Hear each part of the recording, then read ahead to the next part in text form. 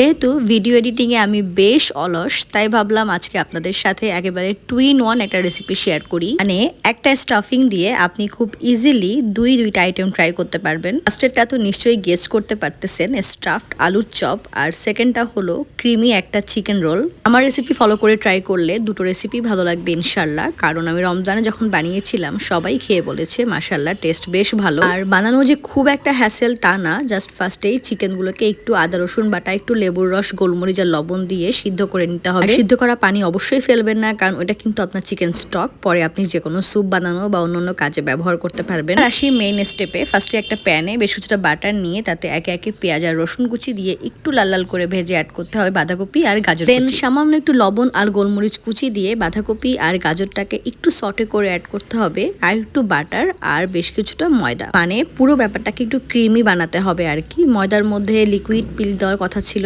কিন্তু আমার liquid milk না থাকায় আমি পাউডার মিল্ক আর পানি অ্যাড করি। পুরোটাকে ভালোভাবে মিক্স করে একটা ক্রিমি টেক্সচার আনা ট্রাই করেছিলাম। ব্যাপারটা ভালোভাবে মিক্স হয়ে গেলে এখানে অ্যাড করেছি আগে থেকে সিদ্ধ করে গ্রেট করে রাখা সেই চিকেন, আর একটু নাড়িয়ে চাড়িয়ে অ্যাড করেছি বেশ কিছুটা ক্যাপসিকাম কুচি আর একটুখানি গোলমরিচের গুঁড়ি। অ্যাড করতে হবে এই স্টাফিং এর মেইন গেম চেঞ্জার, আর তা হলো চিকেন কিউব। আর আপনি এটা যে কোনো সুপার শপে পেয়ে যাবেন। দেন এগুলো দেওয়ার পরে ভালোভাবে মিক্স করতে হবে। বলে রাখা ভালো, পুরো রান্নার প্রসেসিং আপনাকে কিন্তু লবণের ব্যাপারটা একটু বুঝে শুনে দিতে হবে, কারণ লবণ যেহেতু চিকেন কিউবেও থাকে, তাছাড়া সয়া সসেও থাকে।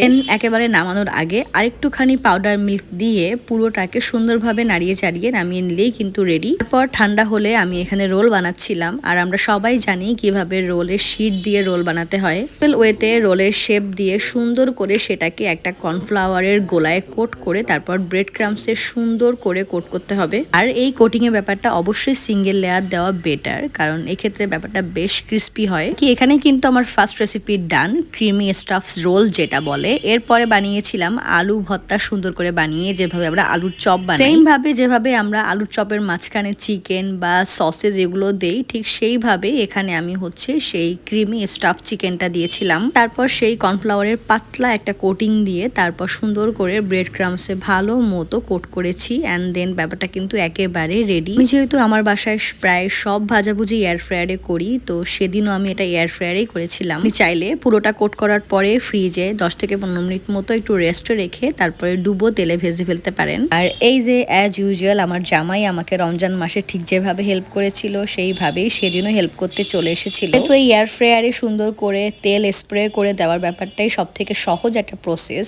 আর এই সহজ প্রসেসটাই ওর করতে কেন জানি বেশ ভালো লাগে। এই রান্নার সহজ স্টেপ গুলোতে আমাকে হেল্প করে সে সবসময় এগিয়ে থাকে।